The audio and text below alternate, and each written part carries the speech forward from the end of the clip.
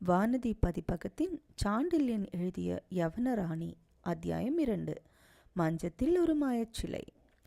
கடல் அலைகள் கொண்டு வந்து கரையோரத்தில் ஒதுக்கி காலில் இடறவிட்ட அந்த கட்டழகி இருள் பெரிதும் சூழ்ந்துவிட்ட இரவின் அந்த நேரத்திலும் அளித்த பிரமை தட்டும் காட்சியைக் கண்ட இளஞ்செழியனின் உள்ள உணர்ச்சிகள் ஒரு நிலையில் நில்லாமல் பெரிதும் கலங்கிவிட்டதால் அடுத்தபடி என்ன செய்ய வேண்டும் என்பதை அறியாமலும் அந்த பெண்ணுக்கு உயிர் இருக்கிறதா இல்லையா என்பதை உணரக்கூடிய எந்த ஏற்பாட்டிலும் இறங்காமலும் ஏதோ பெரும் மந்திரத்தால் கட்டுண்டவன் போல் நின்ற இடத்திலேயே நீண்ட நேரம் கற்சிலை போல் நின்றான்.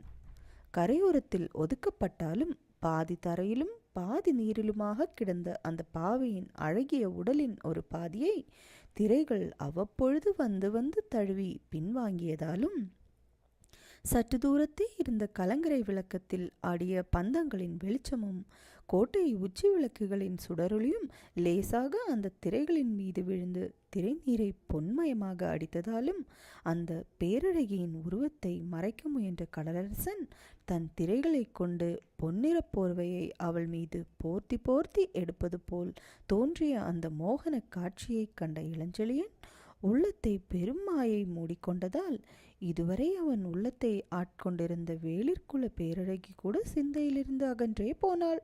எதற்கும் அசையாத சோழர் படையின் உப தலைவனின் இரும்பு நெஞ்சம் கீழே கிடந்த மோகனாஸ்திரத்தின் வசிய பிணைப்பில் இறுகிவிட்டதையும் அப்படி இறுகிவிட்ட நெஞ்சம் எந்த பக்கமும் திரும்ப வழியில்லாமல் தவிப்பதையும் கண்ட விண்மீன்கள் கண்களை சிமிட்டி அவனை நோக்கி நகைத்தன.